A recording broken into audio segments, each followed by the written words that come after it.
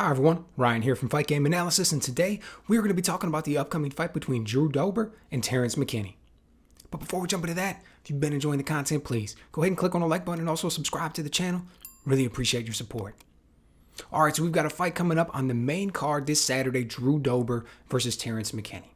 Now, this wasn't the one that was originally scheduled. Drew Dober was originally scheduled to fight, I want to say Ricky Glenn, but he pulled out of that one about a week before the event due to a torn groin. In steps Terrance McKinney.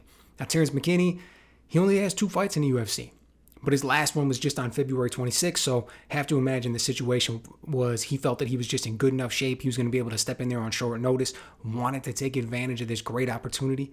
You know, Dana White has talked for years that he loves it when guys step up. He loves it when guys just see an opportunity and they just run to seize it. He always wants to reward that type of behavior versus guys who want to kind of lay back, be more cautious, things like that. He always advocates for those things, so I'm sure with a guy like Terrance McKinney just running out there and trying to grab the opportunity, you know, the boss man probably likes that. All right, so let's talk a little bit about him. Terrance McKinney, he had a fight in the Contender Series, then he was in LFA before coming over. Currently just has 2 fights in the UFC. Now, it's interesting, man. This guy comes out in his first fight, he's got Matt Frivola, and just ends up snatching up, you know, the quickest finish ever in the division. Right, pretty impressive. Goes out there, just lands a picture-perfect 1-2, bang, bang, gets him right out of there. Now, you would see something like that, and it'd be easy to turn around and think striking's the guy's bread and butter. Not only does he deliver the 1-2 very well, delivers it with power. But that's actually the exact opposite. Wrestling's his bread and butter. And you can tell that right away when you actually go back, watch some of his other fights, and then you see actually in his second fight in the UFC. When he gets a guy down, highly aggressive, the way that he always, it seems like he is 100% of the time trying to work to a better position. 100% of the time trying to get to a guy's back. It's almost like he's light. You know, the way he moves, he's very agile, the way he moves around a guy's body. Really impressive the way that he does it. Goes out there and gets the finish in his second fight as well. But striking, believe it or not, I gotta be honest, I think it's a liability for the guy. You know, you watch his fight with Izanari, you watch his previous fights with like Sean Woodson, man, his chin is up in the air. He's getting caught with a lot of shots. Comes out actually in his last fight over here in the UFC against Ziem, and within like 3 seconds of the bell ringing, he just catches a nasty leg kick and gets dropped basically face first. You know, he's athletic, he's able to recover, they get a little scramble off of it, but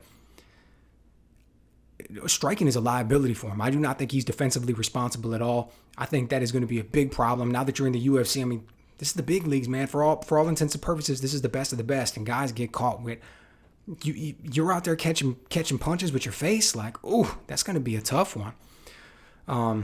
So it'll be interesting to see how fast he progresses in that striking department. And it's going to be particularly an issue for him in this one because Drew Dober is a really good striker. 2-time amateur Muay Thai champion, explosive, light on his feet, moves around, covers distance well. Not only is he a very good striker, he's proven to be a very good striker against much better competition than Terrance McKinney. Went out there and smoked Hasbrat in the first round.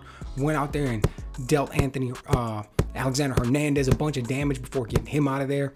You know, he lost by submission to Benil Dariush, but look what he was doing before that fight. Like, Dariush was in some real trouble before he started that grappling exchange and ended up getting him out of there.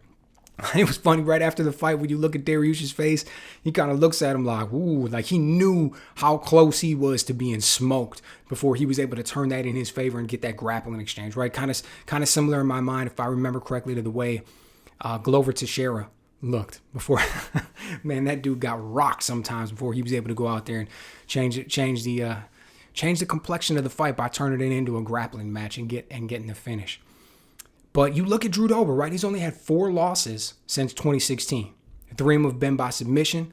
Aubin Mercier, Benil Dariush, and Makhachev. Obviously, at this point in time, Islam Makhachev, when he goes out there and decides to grapple with a guy, they basically come out on the short end of the stick. And that's exactly what we saw with Drew Dober, right? So no issue there. Not really looking at anybody else in the division as though they've got that level of grappling. And then he comes out in his last fight against Brad Riddell. Now, you could make the argument that Brad Riddell outstruck him. Okay, but Brad Riddell, another guy who's incredibly talented at striking, but there was a lot of clinch work in that fight as well and things like that. And I think, Riddell just ended up being being better overall. But Still, in all of these fights, you look at the way Drew Dober moves, how he controls the distance, the way he understands how to get off the center line to land that left hand. He's got a lot of little tricks that he uses in there, and he's got a lot of little nuances to his game that you got to be pretty high level to deal with. And before you know it, he's just going to start lighting you up, and he's got really good power. He's dropped a lot of people with it. Overall, I just think I'm kind of surprised by the line by this one, too. Drew Dober is coming in at only minus 190. I think there's a lot of value to be had there. I find it hard to believe that Terrance McKinney is going to be able to stand on the feet. I find it hard to believe that this one's going to last very long. I mean, they must be thinking that if this turns into a grappling exchange, McKinney's going to have a huge advantage. You know, I get it. He was a two-time junior college All-American wrestler. He was ranked number 2 in the country when he was wrestling in Division II. So very accomplished. You look at him, the way he moves around on guys' bodies, and the way he's able to control them when he's on the ground and everything and stay in good position. I understand all that, but he hasn't fought anybody near the level of competition that Drew Dober is. And the way that he gets lit up on the feet with some of those shots, the way that he got dropped with the very first leg kick in his last fight, I find it hard to believe that he's going to be able to stand up to what Drew Dober brings. I think Dober's got some decent takedown defense. We saw against Makhachev even, he was able to defend a couple of them, but Makhachev's so good that he's able to then transition, kind of chain wrestling. He's able to get into the clinch and then get those like inside and outside trips that most guys aren't used to dealing with. It's not traditional, what would you call, I guess, like American collegiate wrestling. I don't think Terrance McKinney brings any of that to the table. I don't even think this is going to turn into a grappling affair. If it does, I bet you Dober can at least last out of the round, make it to the next round where we start back on the feet. I'm going with Drew Dober on this one. I think it gets ended inside of 3 rounds. Don't see it making it to that last one. So let me know what you guys think. Am I underestimating the grappling prowess of Terrance McKinney? Am I kind of taking it too lightly? Or maybe I'm giving Drew Dober's grappling too much credit, and McKinney will just be able to run through him. I don't know. Let me know what you guys think.